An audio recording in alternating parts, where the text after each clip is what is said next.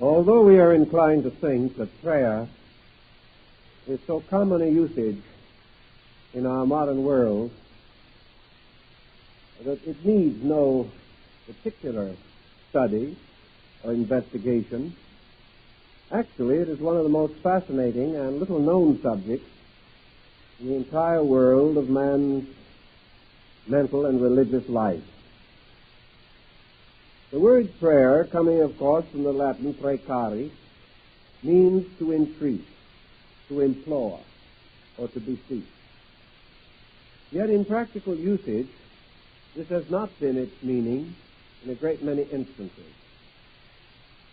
And in order to focus the subject in our modern way of life, we need some background about the development of man's concept of communication between himself, nature, spirit, divinity, powers, and perhaps the deity itself.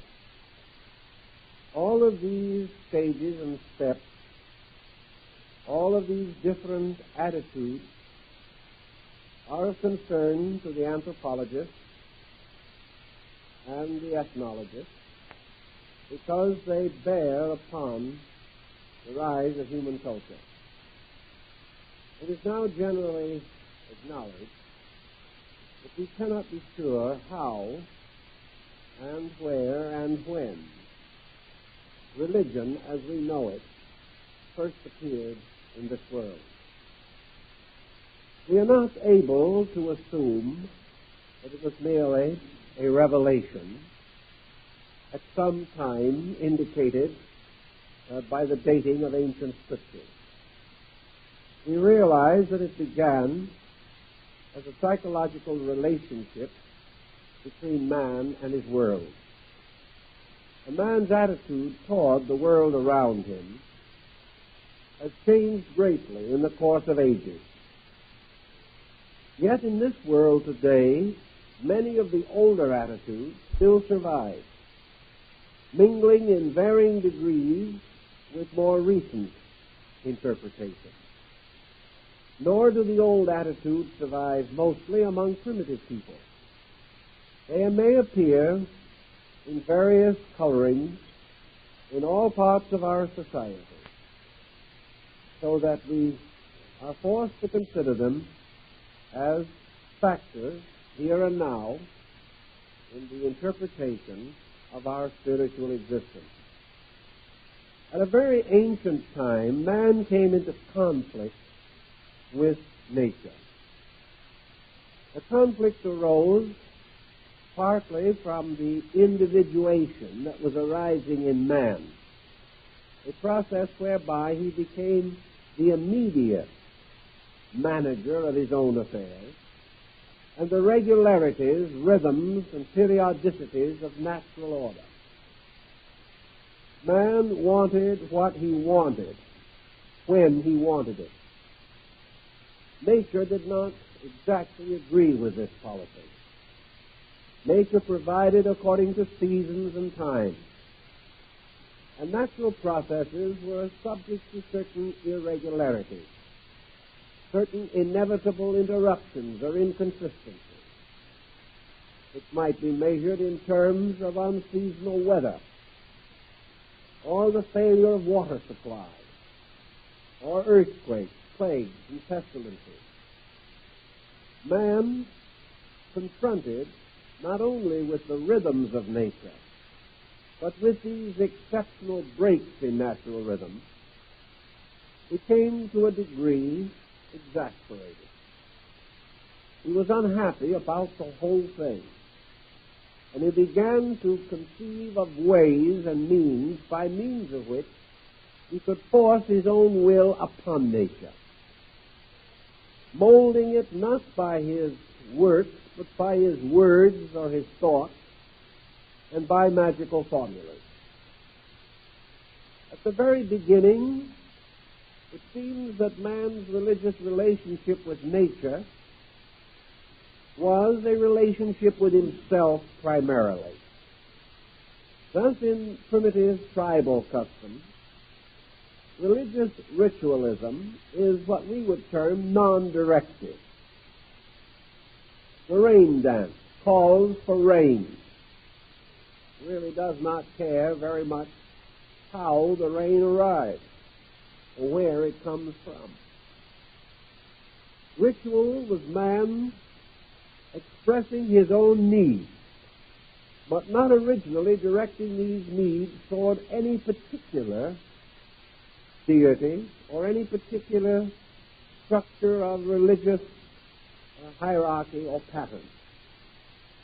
The individual seemingly expressed himself, relieved his own nature of certain anxiety, and he was addressing rain, as though the water could hear him, as though the skies would listen. There was also, in many instances, not even a very reverent attitude in this primitive ritual. Some very simple statements can be found in the old rites in which those wanting rain simply stood up and said, "Rain, come," and waited, as though they had issued an order. On other occasions, they would say, "Plague, go away." Now, apparently, Plague was better mannered than they were and did not listen to this type of conversation. It apparently wanted a more polite form. So as time went on, people didn't say any longer, "Plague, go away." They might say, "Father Plague, please leave us." Plague now became involved as a being, and antiquity inevitably personalized everything. Finally, rain became a being. Wind became a deity. In some parts of Asia, a rather sprightly gentleman with a large bag on his back filled with air. All these concepts became personalized, and the individual more and more addressed himself to the personifications of attributes. He spoke to rain as though it would answer, as though it understood, as though it could be affected by his thinking.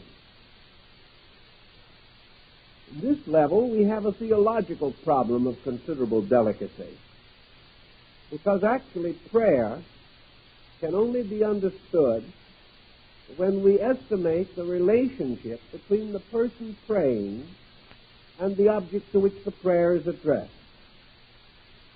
If man turns himself to an infinitely superior being, one who is all-knowing, one who possesses all powers and all means for the accomplishment of ends,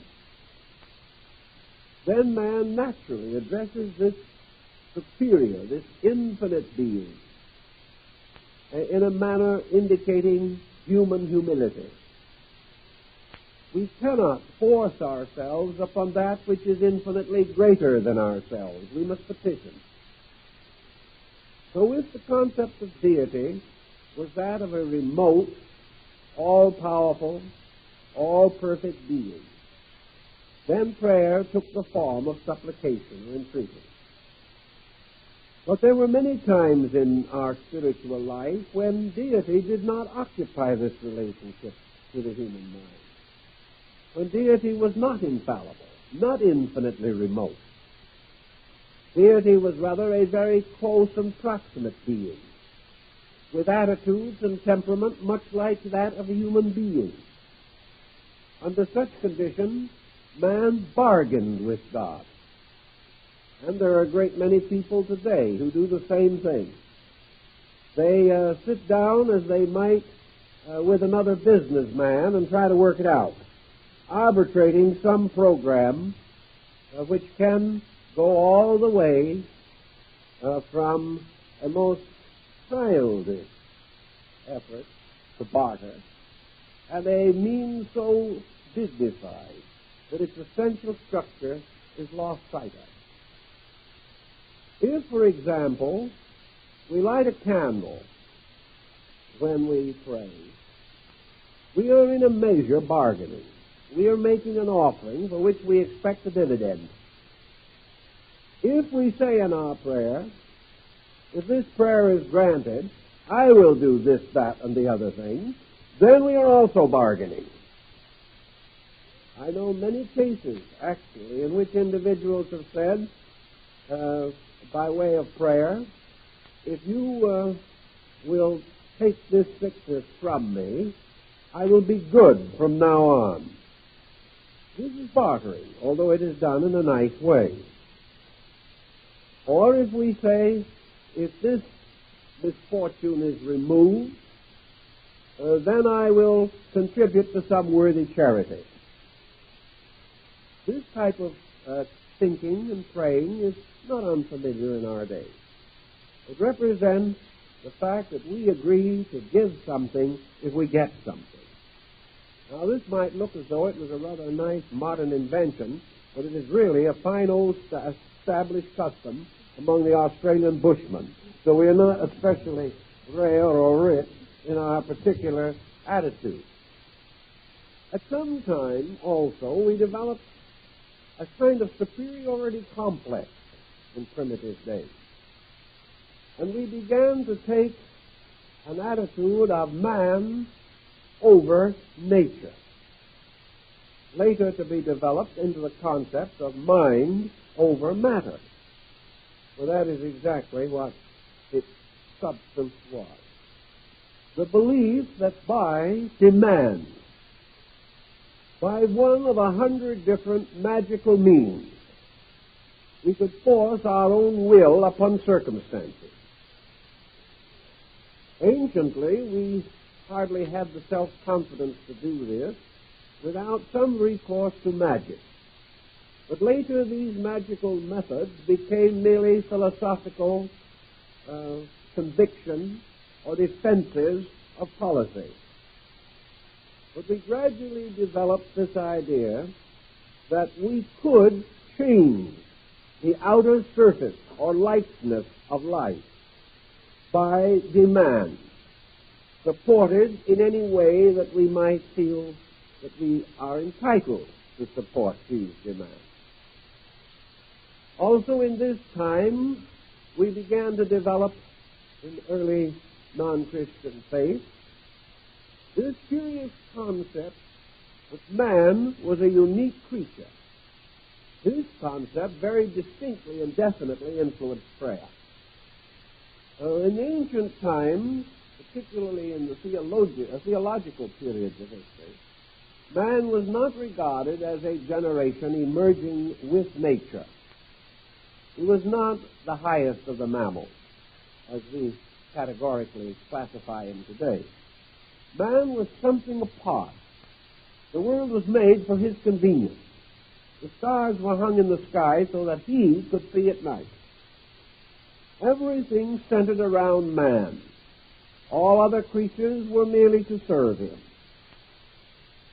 Some to supply him their bodies for food or their skins for clothes.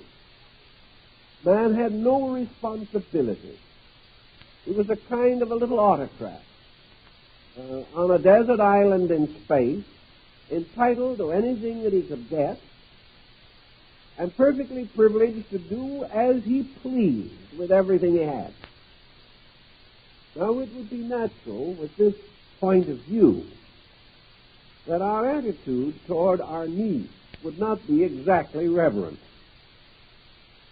More to the point was our general attitude that whenever we did not get what we wanted, some universal force was trying to cheat us out of our birthright. We were not supposed necessarily to deserve anything. We were supposed to reach out and pick it from the tree. If some wind blew it off before we could pick it, and we were left without this particular desired object, then the bottom was out of the universe. And we turned to the universe not to ask, but in anger, to reprimand nature for having failed to provide us with what we wanted. Our attitude was therefore what we might call childish. We looked upon nature as merely existing as a great mother servant for us to use as we please. It didn't take long to develop from this a rather highly evolved and involved ethical concept. Namely, that man was created by God with the right to have anything he wanted. If he didn't have it, it was simply because he hadn't asked for it loud enough and long enough.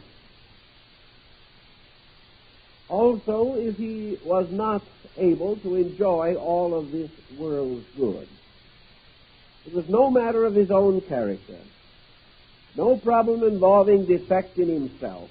He simply had not demanded what he wanted, and he had not gone out and taken it. This led, of course, to a number of complications, including the justification of war, rape, and pillage.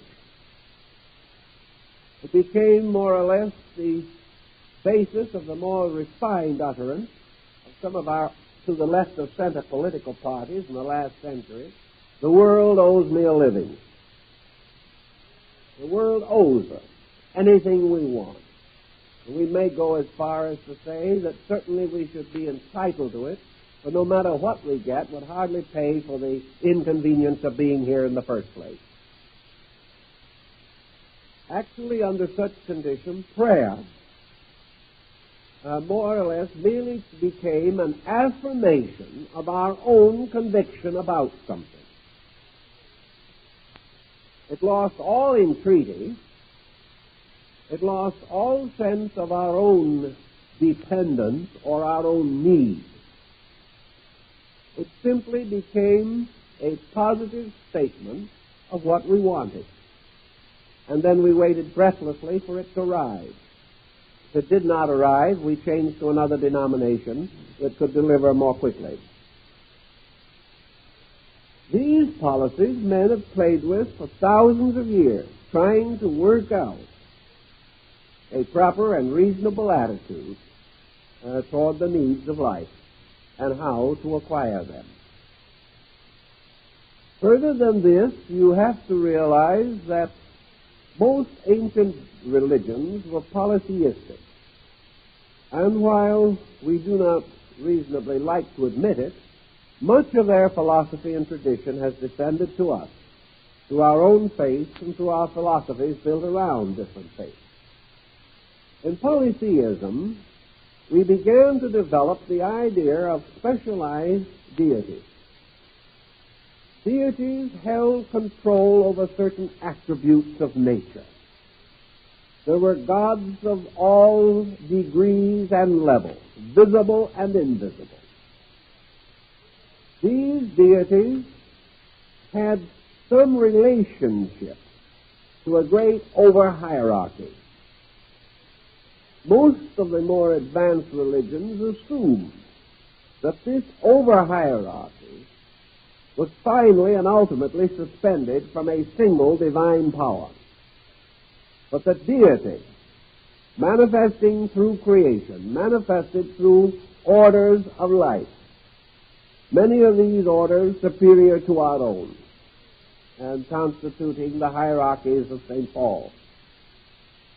It became, therefore, important to worship certain deities for certain purposes or with certain ends in view. In ancient times, the guilds or the great corporations of workmen had their own deities. The god of medicine was peculiarly worshipped by the physician or by the sick seeking recovery. The god of harvest was also given his sacred days and his rites and rituals. Various deities ruled storms and rivers. There were gods of cities. And in the siege of Troy, we remember how the deities fought in heaven while the heroes combated on the earth below. Trades and professions, arts and crafts, all had their deities. And the primary responsibility of the member of each of these groups was to worship the deity of his group. He assumed that this deity would protect him against inroads from other deities, or would see that his particular estate was protected for him. Out of this came gradually a sort of hierarchy of demigods, beings between men and the divine power above. These demigods and heroes could be prayed to, much as ancestors were. And of course in Greece and later in Rome, the rulers took on the divine prerogative, so that the emperor of Rome was not only the head of the state, but a deity, under the concept of emperor worship. The emperor, of course, was not the primary deity, not the great deity overall, but a deified mortal, like the emperor of China in the old days, or the Dalai Lama of Tibet. A being sacrosanct, set apart from other mortals, to whom prayers could be addressed, and who was believed to be able to actually produce or bestow spiritual benefit. Even in Europe, this habit continued throughout the period of absolute monarchy. And there are records of the divine right of kings as late as the 17th and 18th century. And the king as the god physician was an interesting phenomenon. We know that this continued in England and Scotland down past the reign of Queen Elizabeth I. So that each year the king set aside a day in which the sick could come. And as he could not touch them all with the royal touch, which was not in that day a tax lien but a benefit, the king prepared what were called touch coins, resembling money, but created for a purpose. These were distributed to the sick after the king had blessed them or touched them himself. And these coins carried the benefit of the royal prerogative. And in Scotland and Ireland today, these coins are cherished from one generation to another and have been used for sickness as late as the last 2 or 3 years. The belief that they had certain divine power descending from the divine right of kings, a right which was supposed to have been established in heaven. Naturally, the end of what you might term absolute monarchical autocracy ended this concept very largely, although there are still vestiges of it in Japan and in some other countries, Siam. The demigods began to disappear in the more enlightened concepts of religion,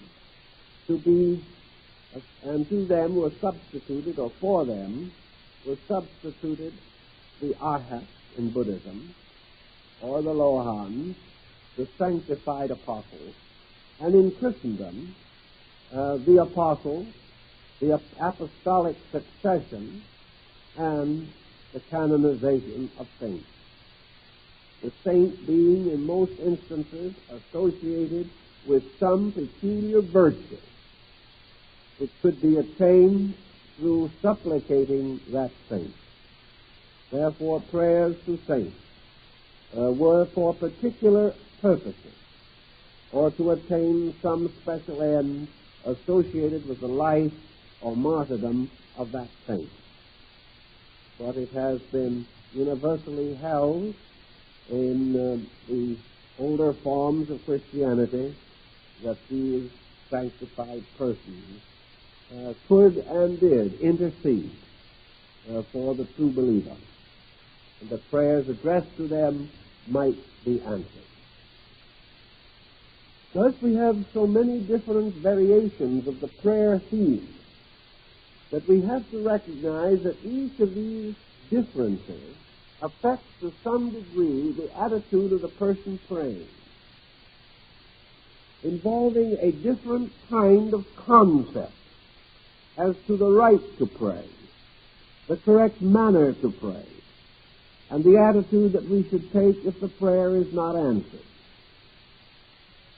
In the penitentiary villages of New Mexico, the little saints, the little wooden figures of the saints that are called the bultos, or wooden figure, are prayed to. One of the most familiar of these little saints in the homes of these primitive worshippers is San Jose, or St. Joseph. And it is not uncommon to find that if this saint does not answer the prayer that is asked of him, he is punished by having his face turned to the wall for several weeks until he repents of his thoughtlessness and indifference. It is necessary to punish the saint because he did not do what we wanted him to. This tendency to punish the saint survives more subtly in a great many of our attitudes today. Prayer also involves a very profound psychological question that began at the very beginning. And that is, how does it happen that all prayers are not answered? We can abstractly theologize on this subject and try to explain why 10 persons whose prayers are answered will be followed by 10 more whose prayers are not answered. A very serious situation of this nature can surround some famous healing shrine like that at Lourdes in France. If the sick person goes to Lourdes and is healed, it is a wonderful evidence of divine blessing. But supposing he is not healed, the philosophy of prayer must be large enough to explain this peculiarity. And this peculiarity, obviously, was noticeable from the very beginning. Sometimes prayers produced the desired result. Sometimes they did not. Now, there were many explanations offered for these differences. Some groups held that the deities to whom they prayed were too much like themselves. Therefore, that these deities did not answer prayer because they didn't like the person who prayed, or because the person did not put out the right offering on the little table before the spirit of the deity.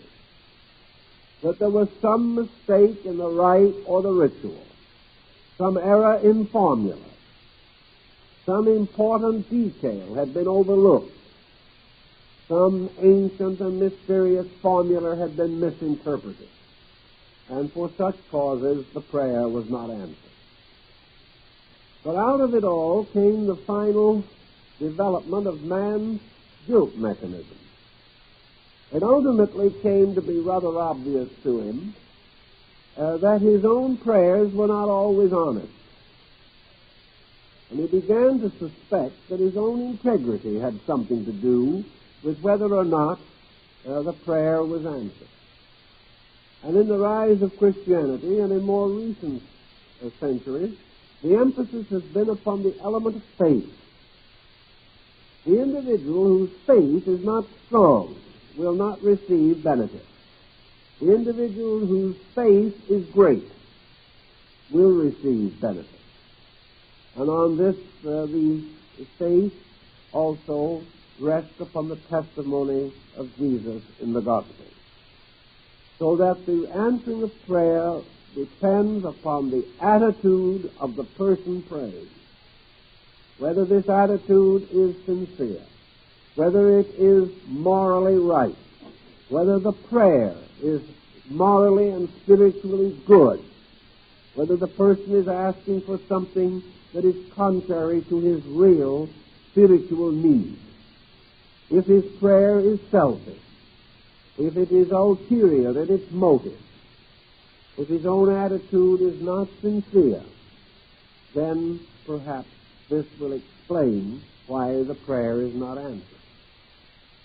But there became further evidence that apparently the most sincere persons were not successful. And we come into the same problem that has beset us ethically for a long time. Why is it that the sincere seem to suffer, whereas the insincere flourish like the green bay tree? This apparently led to the conclusion that there had to be elements present in the entire formula of man's existence that were beyond his understanding. Therefore, in the presence of mysteries which appeared to be unjust or unreasonable, man could only take the attitude that his own ignorance prevented him from understanding, and that actually only deity itself knew what was truly good. And these things rested with the arbitrary power of God to grant or deny, first according to his pleasure, and later according to the laws and principles which he represented. This brings again another situation to common thought, and that is the structure of the prayer form as we know it now and as it anciently developed. Prayer was, as we have said, originally non-directive. It was the dance, the ritual, the chant, and the song. It was the individual fulfilling certain ancient rituals associated with magic and calculated to bring the results that were required. Later, this ritualism, which was really only possible when man had a certain ethical concept toward nature, this ritualism took on greater ceremonial proportions and became directed as man began to sense the rising of a great spiritual power at the root of existence. When man became conscious of a God separate and apart from his own concept, when he began to realize the existence of a universal parent principle above and beyond the small and passing interests of man, then the relationship of the dance and the magical formula to this deity changed, and we begin to find the rise of the spirit of entreaty. We find man trying to bridge the interval between his own existence and this measureless and immense life in space. Man early believed that the final residing place of the supreme power was space, the air around him. If deity was all-knowing and all-aware, and deity was all-available at all times, then this deity had to be azonic. It had to be a power that did not reside in one place, but resided everywhere. It had to be something near but unseen. And as the Incas of Peru realized it, they performed a religious ritual of honoring God by kissing the air as an indication that they believed it to be his residing place, or where they could reach to him. Thus words spoken into the air, songs sung into the air, dancing with music, the beating of drums, vibrating through the air. These were means of communicating with the divine power. Also incense and smoke of offering rising into the air was raised and lifted up unto the nostrils of the Most High. So deity dwelt in the air dimension. in a dimension beyond our sight, but always near to us. In this same concern, man gradually polarized his concept of the world in which he lived. In the Chaldean time, Babylonian, early Egyptian, Phoenician, ancient Chinese, in all these old times, man began to divide the world between an upper and lower region of air or place. Nature, the earth, mortality, man, always implied the concept of down. Man looked down to the earth, and when his life was over, he went down to sleep in the earth. Man looked up into space. Space was mystery. Space was filled with remote and wonderful things like stars. In the air above him, the sun marched its ancient course. In the air above him also the clouds came. The air was light, the earth was dark. Light came with day, darkness came with night. And by degrees, man instinctively developed this concept of the upness of superior things and the downness of inferior things. Way back in the days of the Chaldeans and Phoenicians, therefore, men lifted up their eyes unto the hills, from whence cometh their strength.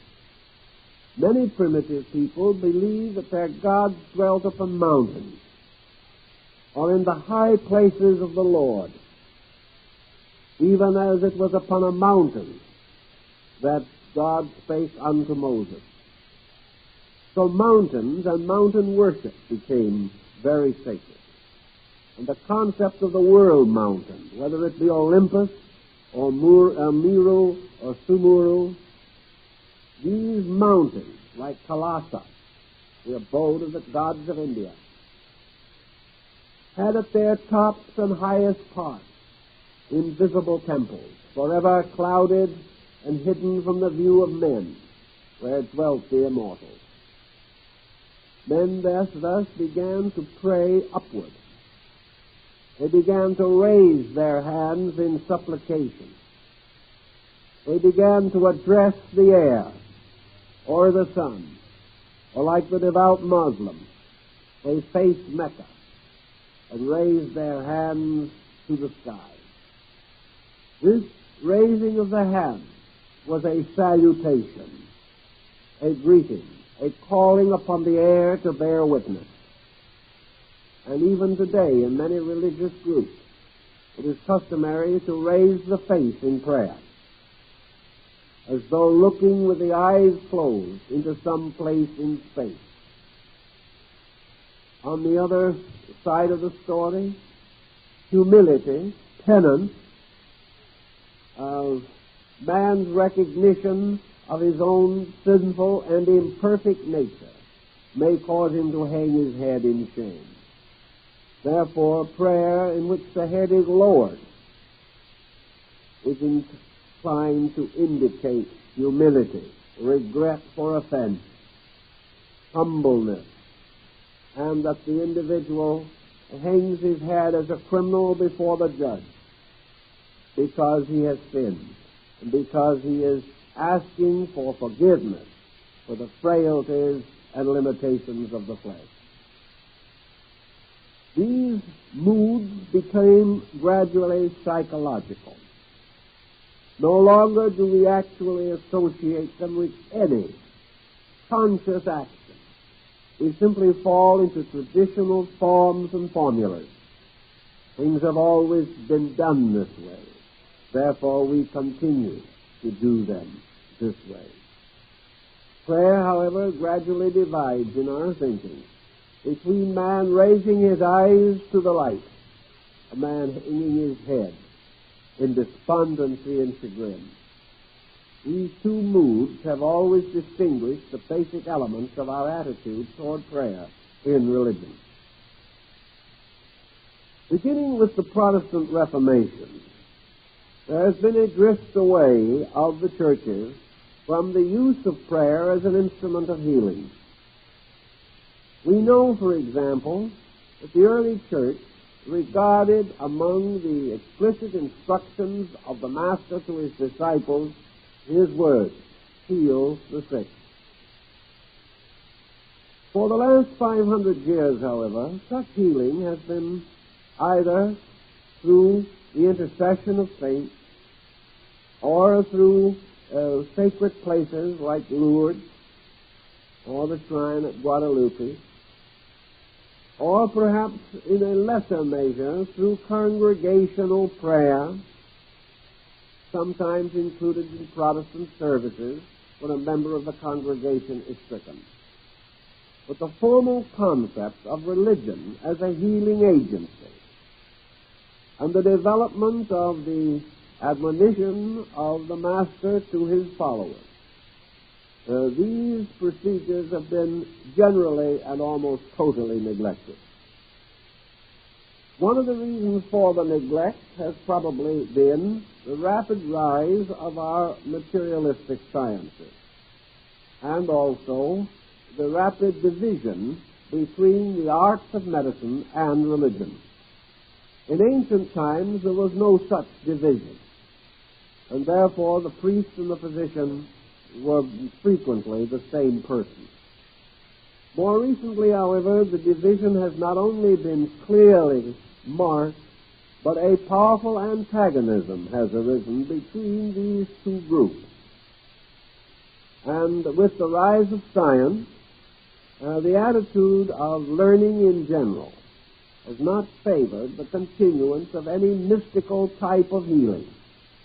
Man has been taught to depend more and more upon the pharmacopoeia, upon scientific methods of combating disease. I imagine that in the course of the perspective of future centuries, we will find that the 19th century of our era was the dividing line. For in the 19th century, materialism sort of hit bottom. It descended as far as it could into a state of sophisticated isolation. Learning separated itself from almost every intuitional and mystical attribute of human character. We became so fascinated with the exactness of scientific procedure, we forgot that this exactness can be, and usually was, extremely sterile. It's not much comfort to us to know the exact reason why things go wrong. Well, what we are more concerned with is the exact method by which we can set them right. It consequently follows that we learned a great many facts, but many of these facts had little effect upon our happiness, our health, or our peace of mind. But the broad attitude which accompanied this factual approach worked a hardship on all. It worked a hardship upon our health as well as upon our internal conviction. So by the end of the 19th century, we began to revise our thinking. And with the rise of psychology, we entered into a new era of interpretation concerning things once held as religious or mystical or mysterious.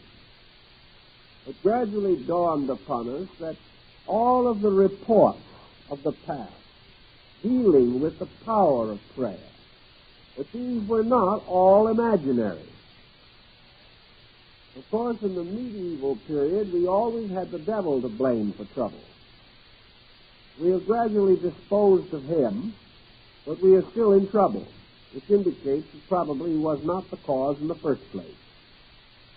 Actually, the mysteries that we could not understand were not infernal, demoniacal, or due to some extraordinary magical formula. These mysteries were simply the result of man being what he was. And among these mysteries, it became evident that there was a scientific means of explaining why prayer helped people to get well. Now this, however, was a sort of mixed blessing in itself, because psychology was, especially at that time, itself tightly held in the bonds of materialism. The psychologist simply elevated the mystery of prayer to the level of mental phenomena. But he did accomplish one very useful end.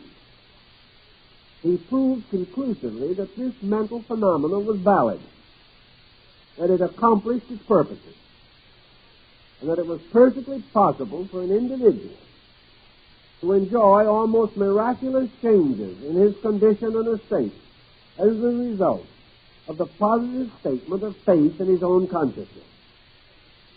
The psychologists at that time might question whether this faith itself was justified or not, but they could not doubt that the faith, when firmly held, produced positive results. This, however, still left the whole subject as one no longer of magic, but of autosuggestion, of the individual influencing his own conduct and setting up a pattern whereby, through the increased confidence given to him by the belief in prayer and by the survival of the magical ritual of addressing his needs to the mysterious air around him, that actually he was helped, that something happened, things changed. And the psychologist said, yes, they changed, but the change was due to the change in you. Now, this was not quite as materialistic as it first appeared, because if we will remember and go back to religious origins, particularly of our own faith and the more prominent religions of other people, all good things were reserved in religious doctrine for those who did change themselves. St. Paul refers to those who are the firstborn of them that sleep. He describes those that are born again in Christ.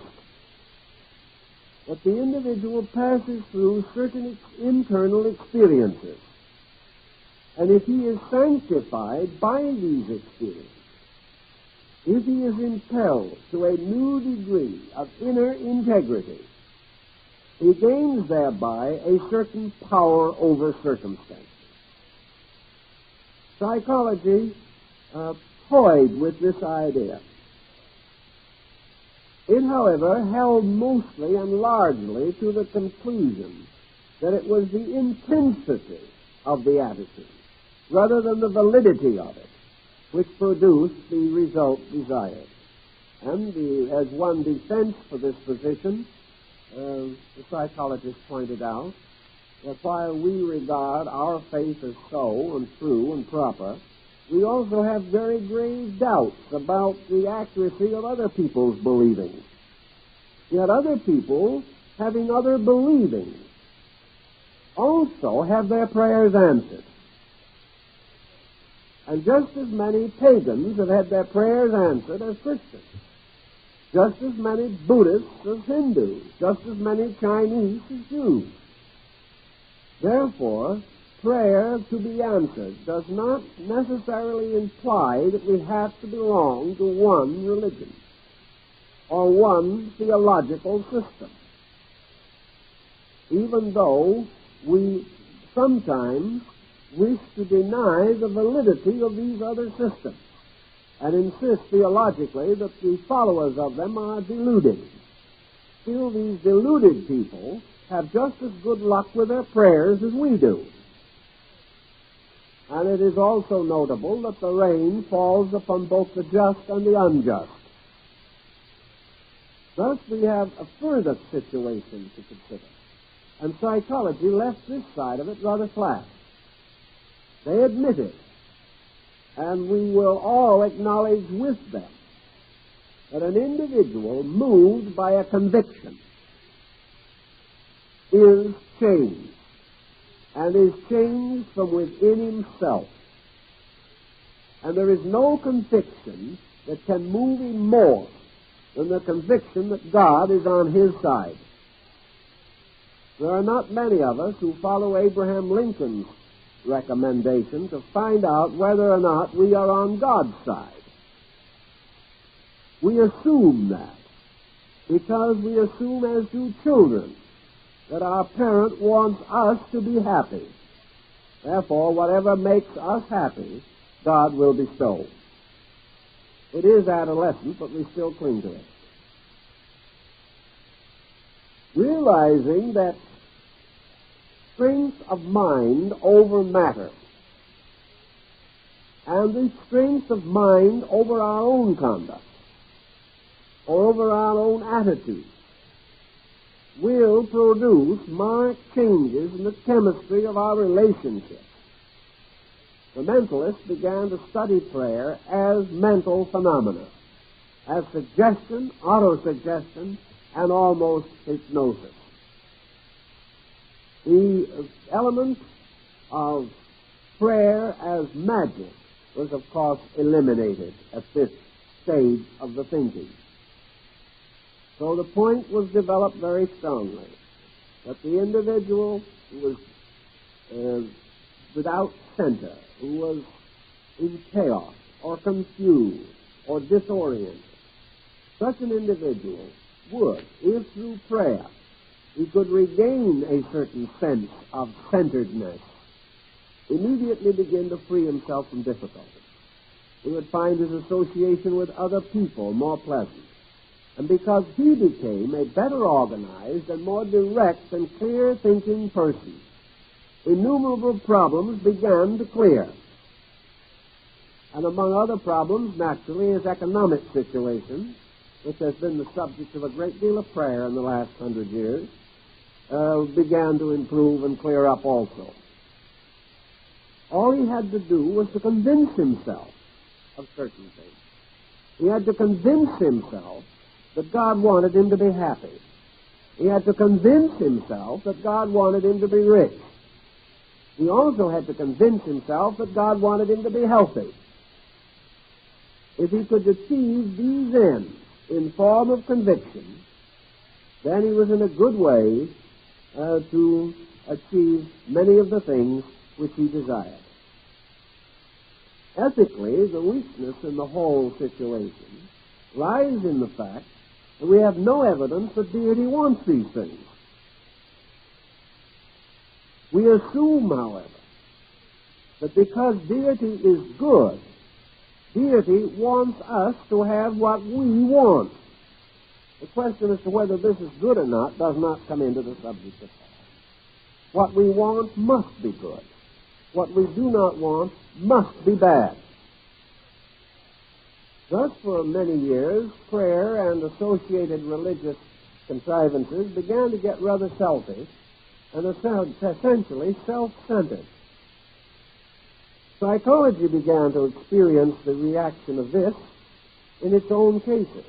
It discovered that people, taking various attitudes which are comparable to prayer, and intensely expecting, which was this phase, no longer beseeching, but expecting, that when these people got what they expected, they merely got more trouble. It did not work out well. The individual believed he had found a magic formula for success. But this success did not touch himself. This success was without humility. It was without this basic beseeching, which was so large an element in the entire history of prayer from the very meaning of the word itself. The word prayer does not mean demand. It means to entreat, to beg, to ask. But through various philosophies, we elevated ourselves to such a near kinship with God that it was no longer necessary for us to beseech anything. We could talk it all over man to man. That was our trouble.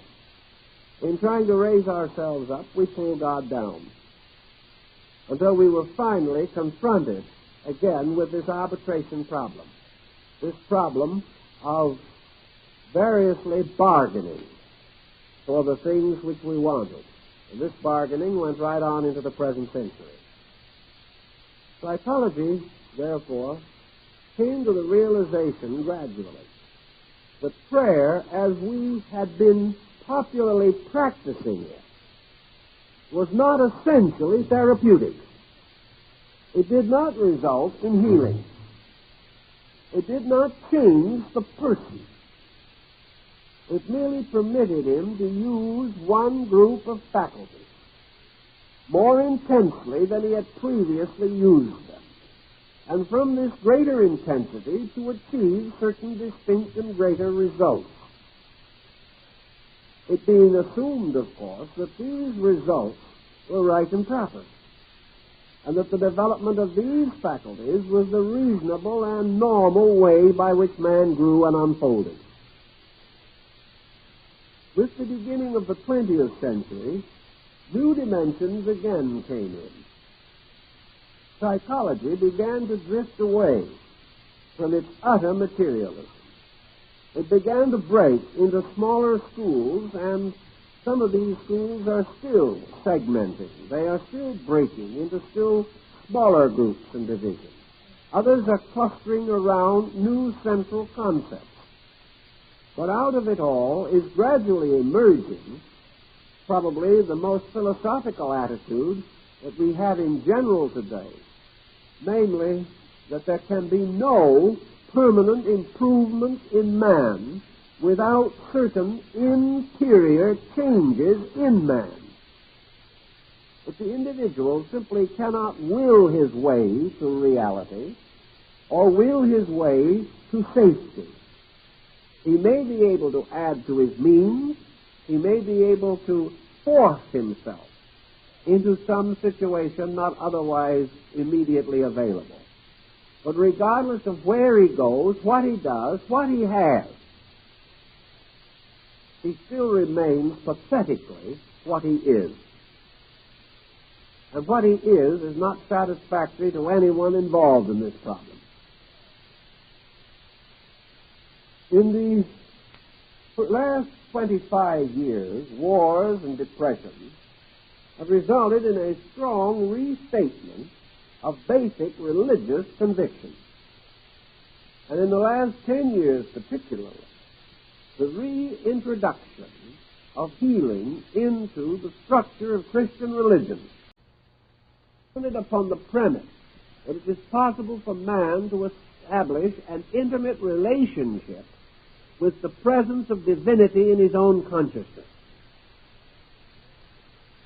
The more advanced people become in the prayer phenomena, the less likely they are to turn this prayer toward changing outside things. The more likely they are to cause this prayer to be a means of fortifying their spiritual resolution to become better people. The prayer mystery, as we find it in the early Gospels, is that its purpose is to inspire the person to be better, and by the healing of the illnesses in his own psychic nature, to relieve himself of the outward manifestation of these illnesses in the form of misery, sorrow, and pain. Thus, the man who conquereth himself, who establishes his own spiritual integration, becomes, in a sense, superior to the problems which exist around him, but not because he has taken an autocratic or despotic attitude toward these problems and resolved or demanded that they be removed. The next question that arises with this whole situation is also clarifying itself gradually as man's general knowledge enlarges. Is prayer, as we know it, as a simple and devout statement, is prayer a force? Does it have a validity, a dynamic of its own? Is it merely something that man strengthens with his own determination, with his faith, and with his acceptance? Or does prayer phenomena actually have a living vitality of its own?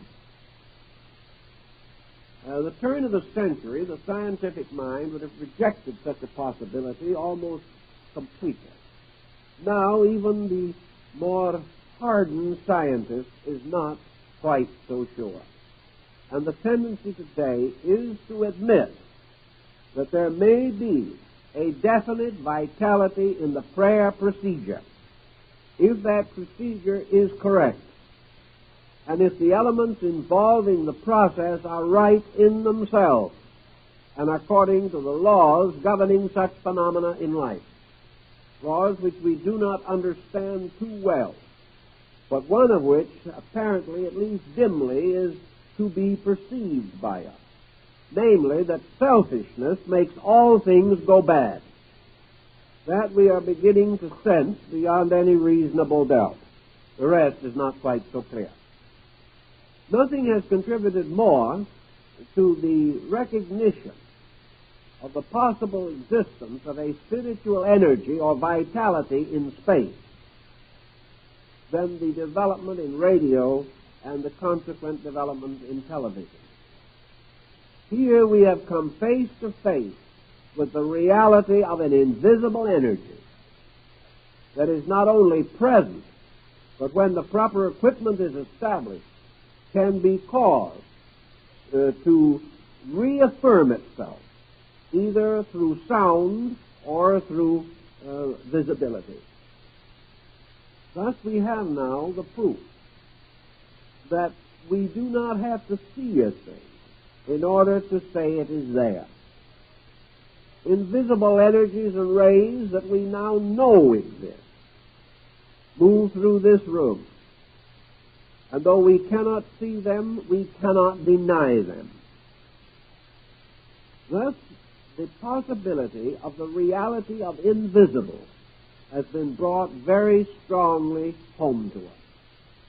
Another department of thinking has also added to this, and that has been gradual experimentation in the field of psychic phenomena. This experimentation, as expressed through the extrasensory perception researches of several men, has come to be of general interest, not only to the layman, but to the scientist. And there is a large group of scientists today convinced that extrasensory perception is true. And that means the reality of varying degrees of clairvoyance, thought transmission,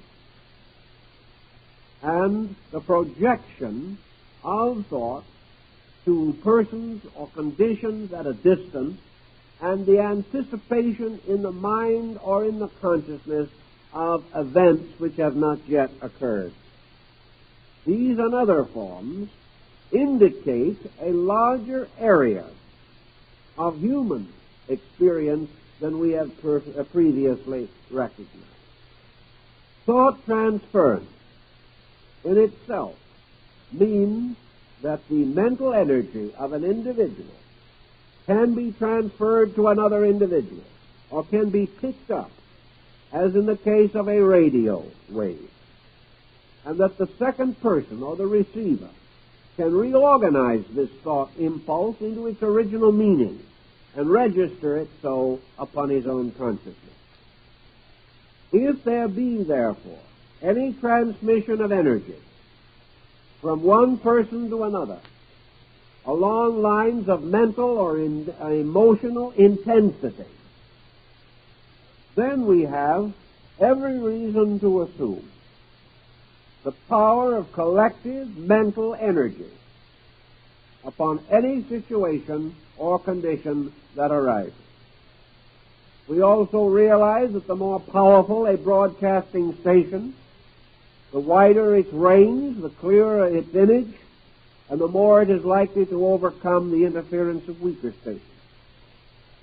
We therefore also recognize the accumulative power of collective thought, and the possibility that this accumulative power can be responsible for a number of phenomena which we have been attempting rather inadequately to explain in other ways.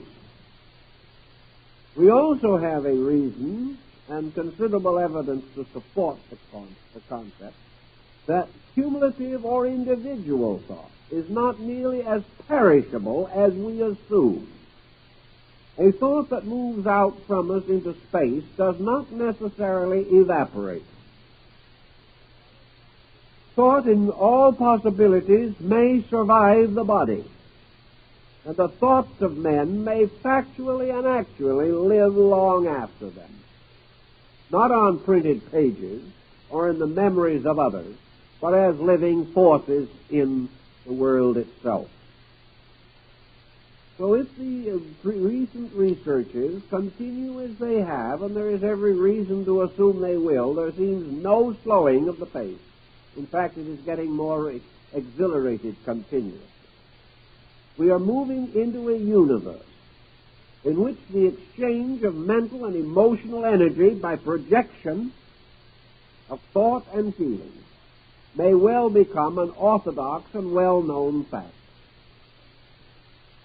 If such occurs, then we have the logical and proper grounds for realizing that this means of communication, or this means of dissemination of ideas, thoughts, or knowledge, is not limited to experimental endeavors, but that across this interval, these waves can transmit innumerable types of impact, and that this impact will be received not merely as a do so or do not so impulse, but as a very powerful experience impulse. The extrasensory gamut form of communication may ultimately result in the possibility of the communication of experience, or the communication of the factual living of events. But the individual will not listen or look, but will feel totally within himself, and will therefore actually experience what others have experienced. This actual communication of experience may well be the beginning of real understanding between human beings. Burbank once told me that he was quite certain that plants and flowers could be affected by human attitudes of varying degrees of intensity. Because of his natural instinct, and because, although a devout man, he was an untheological man, and was therefore regarded as an agnostic, Mr. Burbank held firmly the power of communion between man and nature. He insisted and told me very firmly that he completely believed that plants and probably animals, not able to understand or even hear the words that we spoke, or not having any knowledge of the type of vocabulary or the meaning of our word dimensions in life, we're able to receive telepathically a clear insight as to our meaning, that other kingdoms contacted us on the level of meaning, whereas we contact on the level of words. He insisted, therefore, that he could commune with plants and they would obey him. And he proved it. And he insisted that his entire research was based almost entirely upon a conscious cooperation between the plant and himself. That we, as he said, work together to achieve the end which had been decided to be desirable. That with patience and coaxing and explanation, he made these plants understand what he wanted. And he found them amazingly willing to cooperate, perhaps even more so than average human beings. Recently, experiments have been made of the effect of prayer upon the growth of vegetation. And the results up to this time, though not conclusive and not completely organized as far as the adequate data is concerned, would seem to be positive. Namely, that prayer will hasten the growth of plants. Now, does this mean that it is prayer that is doing it? Or is it, again, this communication on an extrasensory perception level? Is it communication? Is it transfer of energy? Is it man bestowing a certain vitality from himself upon that plant, establishing the rapport between himself and the plant through the conscious focusing of his attention thereon? What is the source of the energy that flows to the plant as the result of prayer? Is this energy actually bestowed by deity? Is this energy made available to man by some mystical or magical pattern of prayer? Or is it the result of man's own communication of life purpose or life meaning to the other kingdom? The talking dogs of Weimar a number of years ago seemed to prove beyond doubt that animals could maintain a fair level of logic, that animals were concerned interiorly with the same problems that we are concerned with, but do not have any means of expressing this to us, unless through some unusual training with an exceptional animal we are able to establish some symbolic means of exact communication. This was accomplished with these dogs.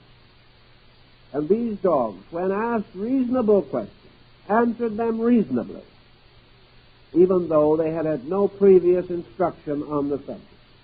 Some might hold that the dogs were reading the mind of the person, that they merely picked up our own thinking. This, again, has not been clearly proven one way or another. But if they could pick up this thing, there is no reason to assume that other animals cannot pick it up, or that other kingdoms cannot pick it up. Thus we may find ourselves moving into a universe in which the transmission of pure thought, or the transmission of psychic energy, and the transmission therewith of certain purposes, certain degrees or levels of understanding, that such transmission is within perhaps a comparatively short period of years of being achieved and fulfilled by man. There is also evidence that man's interior mental and brain structure are suitable for such acceptance and such transmission, and that there are undoubtedly areas in the brain available for new functional purposes beyond any that we know at the present time. Let us then assume for a moment what is now not a rash assumption anymore, that the more intense an attitude is held emotionally or mentally, the more likely that attitude is to have an effect outside of the limited area of the person holding the attitude. That the person holding the attitude may be also internally strengthened, or may come to a new orientation in his own nature. But the energy of his will, whether this energy be transmuted or still upon a comparatively base level of ethics, can be communicated. Therefore, selfishness can be communicated, greed can be communicated, hate can be communicated. The development of a means of more intimate and conscious acceptance of this psychic energy also implies the great need for the refinement of this energy itself, with the hope that it will not result in the communication of attitudes which are destructive to the common good. That such negative communication has been achieved also seems rather evident from the long course of history. And we observe that certain attitudes have been tremendously communicated and have resulted in the most tragic consequences to all concerned. In modern religion, therefore, and in metaphysical and mystical groups, circles or groups gathering for prayer, or for meditation, or for some internal resource development, are becoming more commonly discussed and known. Groups of persons in all parts of the world, for example, are uniting as never before in prayer for peace, in the supplication of the divine power to bring security and the end of war and evil. All over the world also, groups are praying for help and maintaining prayer circles to assist those distressed in many ways through the problems of the day. Testimonials flow into these groups continuously. A few years ago, we would have regarded these testimonials with considerable reservation. We would have said that too many of them are probably merely self-hypnosis. And still, a great many of them probably are. But there is still a group to be explained. And this explanation problem cannot be evaded. There is reason to believe that a right attitude held by a group of persons can be felt and experienced. The great problem is to make sure that the attitude is right. The rightness of this attitude must be measured by the basic integrity of its educational communication. And we do not mean by education in this sense doctrine. We mean that the impact of this energy upon the life or lives of those who are receptive to it, that this impact must be essentially right.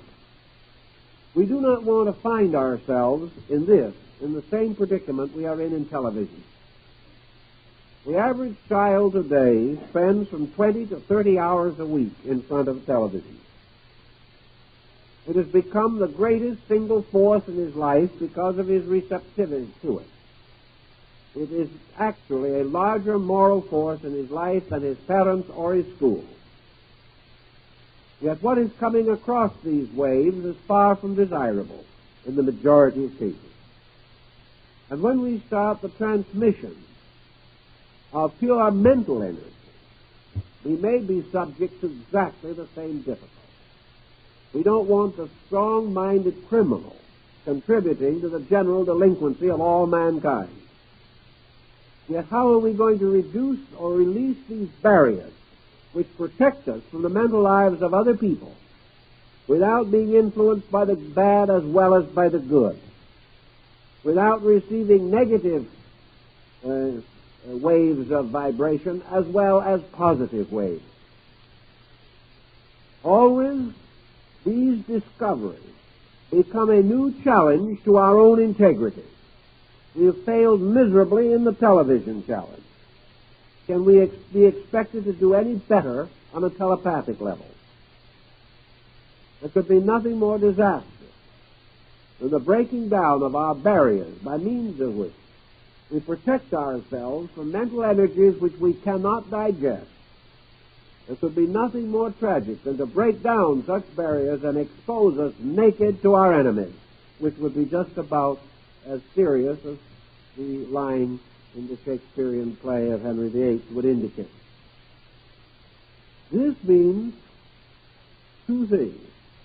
We cannot prevent the motions of progress, but every progress becomes a burden to our spirit, just exactly as the development of atomics has brought with it a terrible fear that is wrenching at our hearts and souls. Any enlargement of our faculty perception will not guarantee the integrity of those perceptions. We may develop and intensify faculties, but this does not mean that we dedicate them. or that they are bound to principles able to preserve and protect us. Thus, each new step forward becomes a dilemma, and we move from one dilemma to another down through the course of history. To answer this question thoroughly means to review the whole story of man's moral life. This we cannot do at the moment, but we can perhaps emphasize its particular relation to prayer problem as we sense or see it today.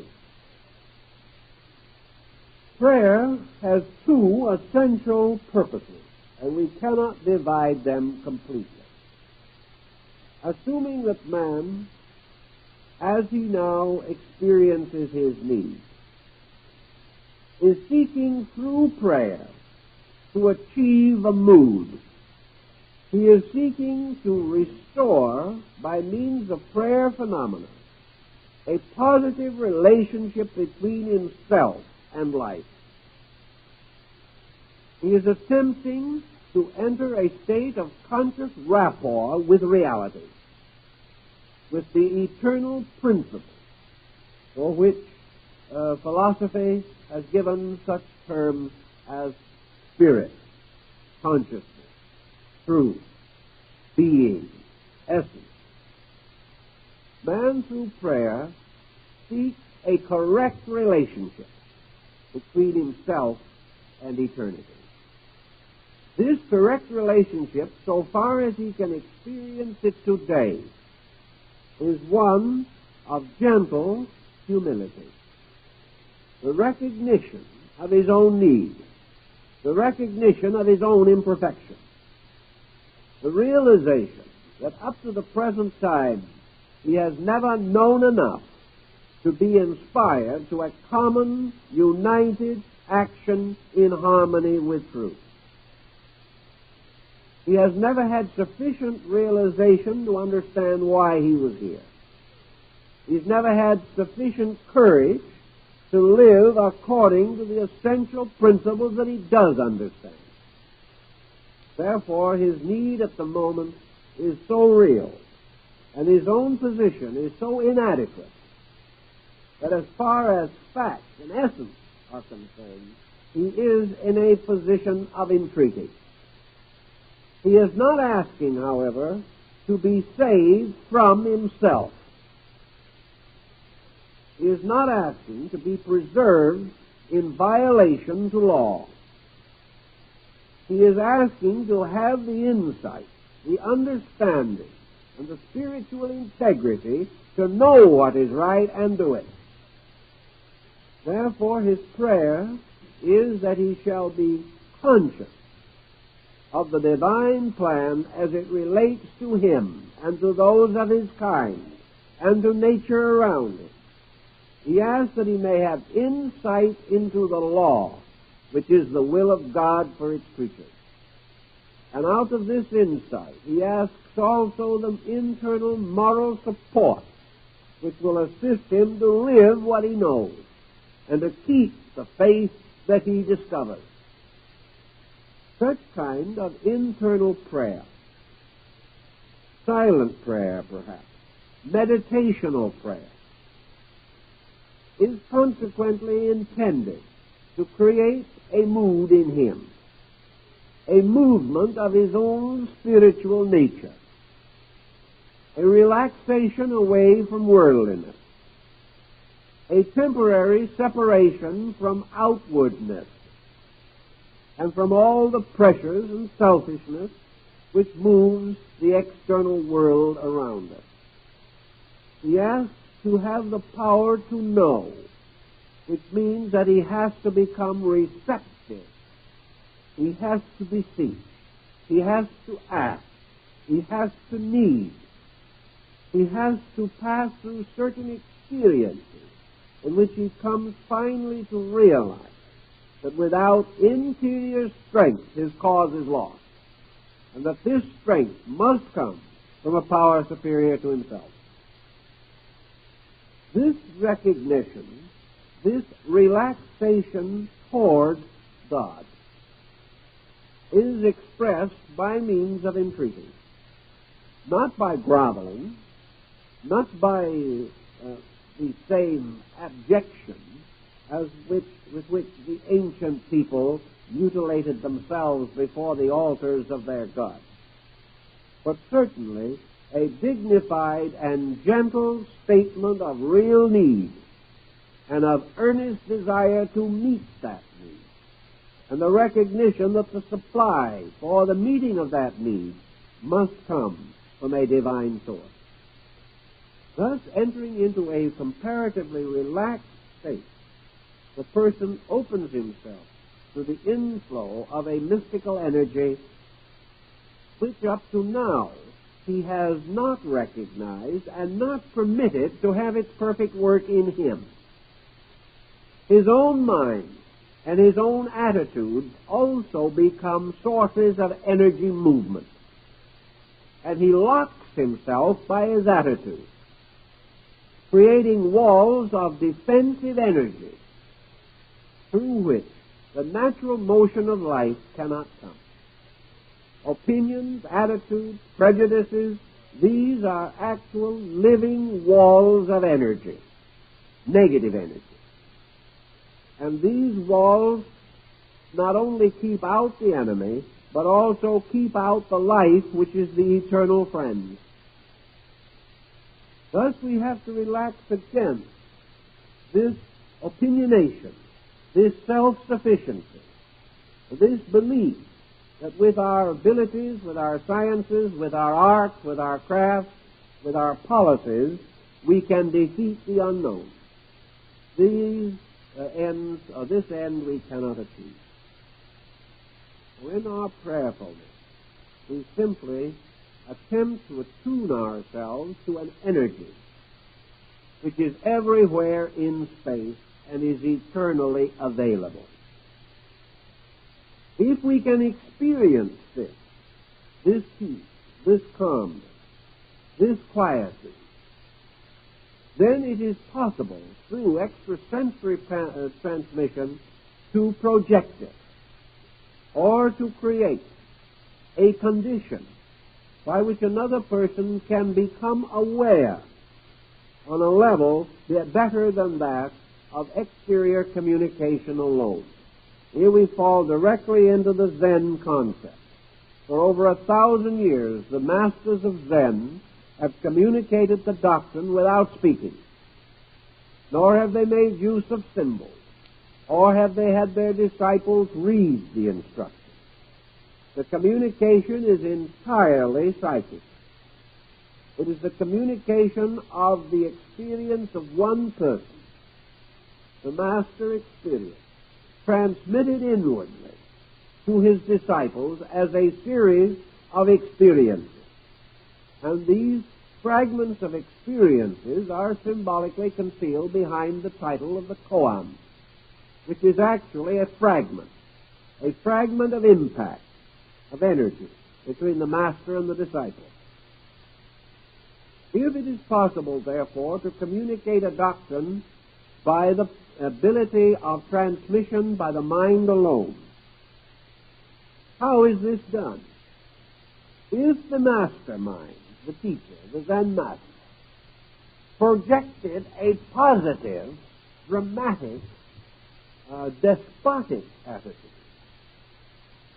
he could overcome his disciples' resistance by something resembling oratory, if it was spoken word, or by debate, or by dispute, or by the hypnotic force of a command which could not be resisted.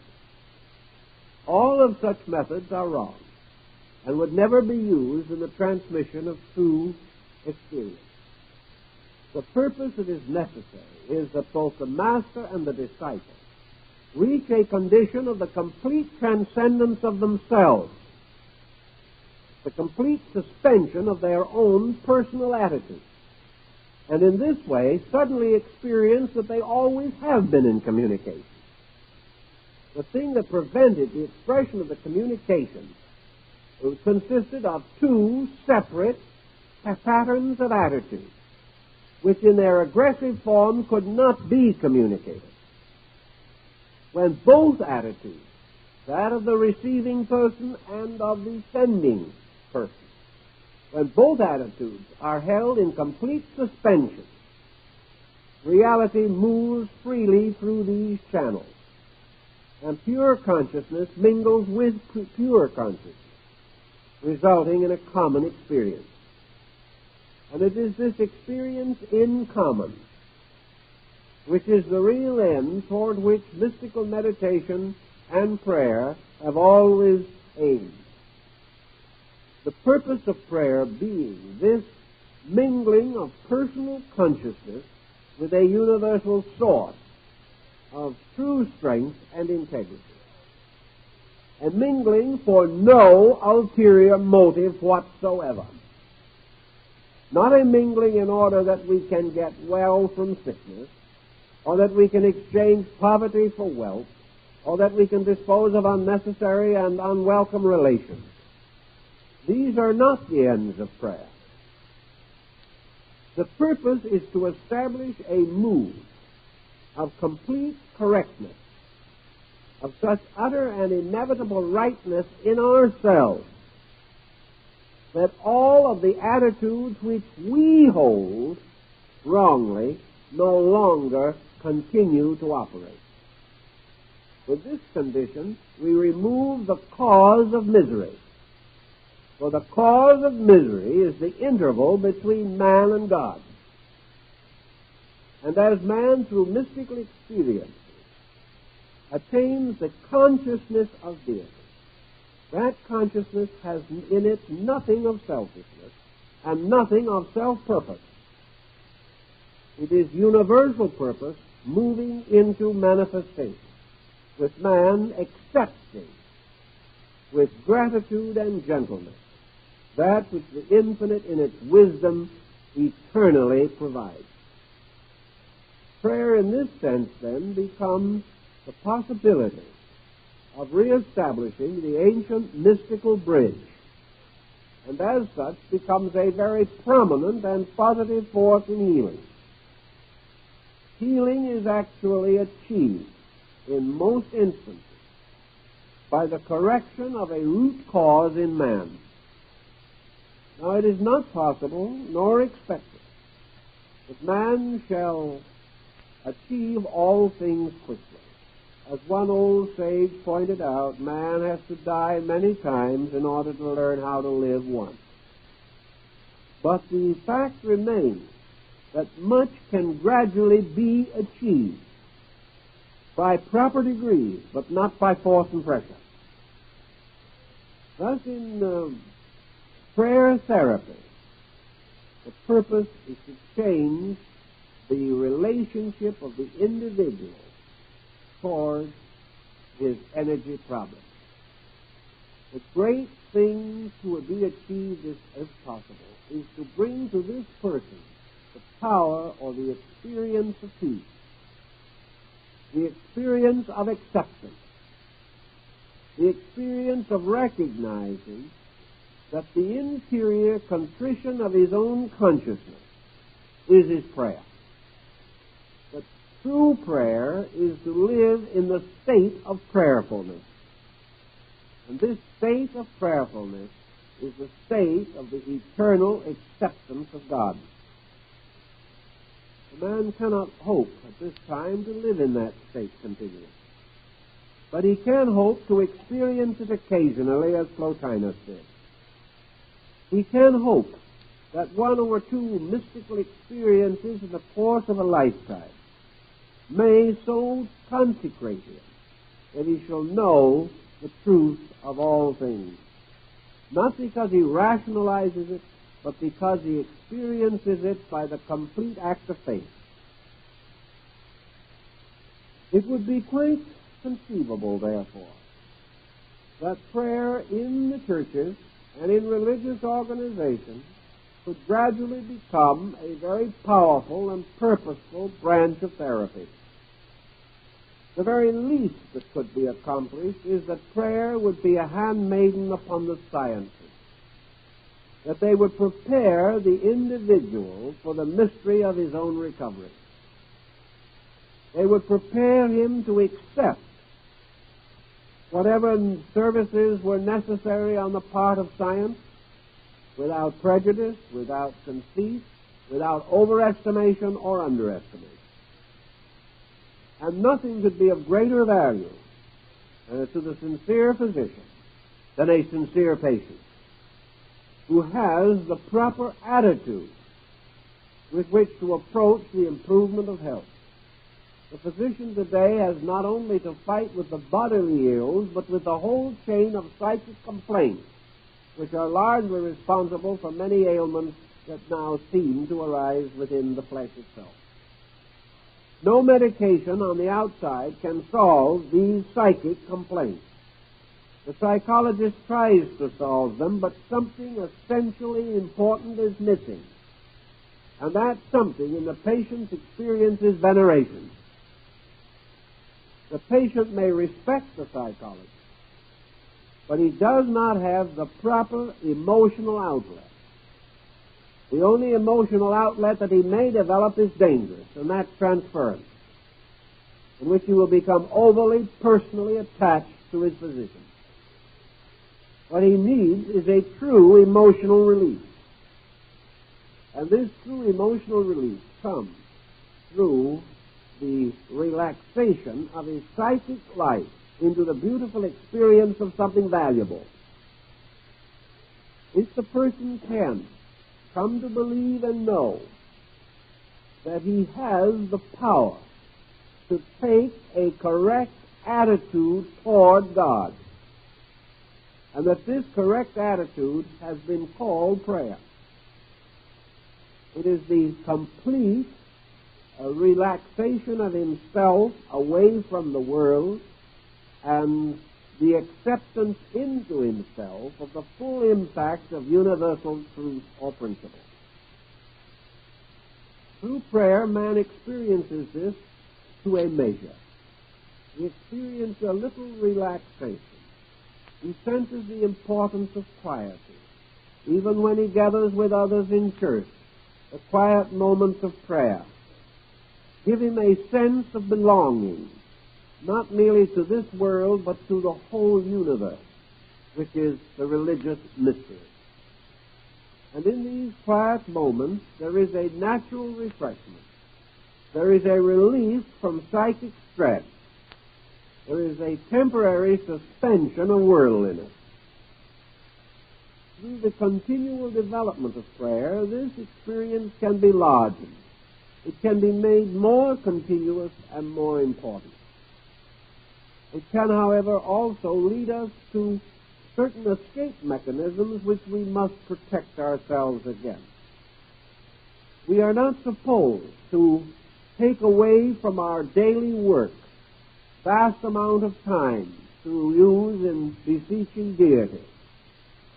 What we are supposed to do is to discover also that in our work is our prayer, and that prayer is a general attitude toward everything that we do, in which every action, thought, and emotion becomes an offering upon the altar of eternal truth. If we can achieve this type of realization, sickness will have a tendency to clear. Many ailments that have nothing but tension as a cause will very quickly respond. Ailments which perhaps have already become so chronic that they have affected the flesh, although they might have been of psychic beginnings, may respond more slowly. But that which cannot be cured can then be carried with dignity, with understanding and with patience, and with a full realization that we live in a just universe, and that the things that are happening to us are the natural results of our own conduct. If we then take this more relaxed, honorable position, we can do a great deal. If groups of persons taking this attitude meet together for common purpose, there can now apparently be no doubt that the single effort is intensified, and that if persons with a correct attitude and a correct understanding, if enough of them did unite in prayer, there would ultimately be peace. not only because they prayed together, but because the prayer must so affect them that they can no longer fight each other. The prayer, therefore, is not only a beseeching of God to bestow peace, but the very beseeching is the winning of peace in ourselves. Therefore, when we ask God to bestow love, we ask a strange question, or to make a strange request, because actually deity is love. Therefore, can never deprive anything of its own nature. What we are asking is that we may experience it. And the only reason we do not experience it is ourselves. Thus, prayer must create the mood of receptivity. It is not only the supplication, but the bridge, by means of which the supplication can be caused to achieve its own end or proper purpose. Prayer can help the individual who is sick, because it will take away from him the rebellion, the tension, and the stress. It will help him to carry with serenity what problems of recuperation he must pass through. Prayer will help the person who is alone to escape the neurosis of loneliness, because prayer gives us the experience that we cannot be alone, that loneliness is isolation due to our own false thinking. Little by little, the receptivity to prayer, the acceptance of it into our own consciousness becomes therapy. We gradually achieve a state of vibration in which we relax the false tensions of our own energy. And into this quietude can flow the experience which we have previously locked out by our own aggressive and non-effective feelings. Most of us, to a measure, are rebels. Rebellion is our common experience. We fight against that which hurts us. We arm ourselves against the unknown.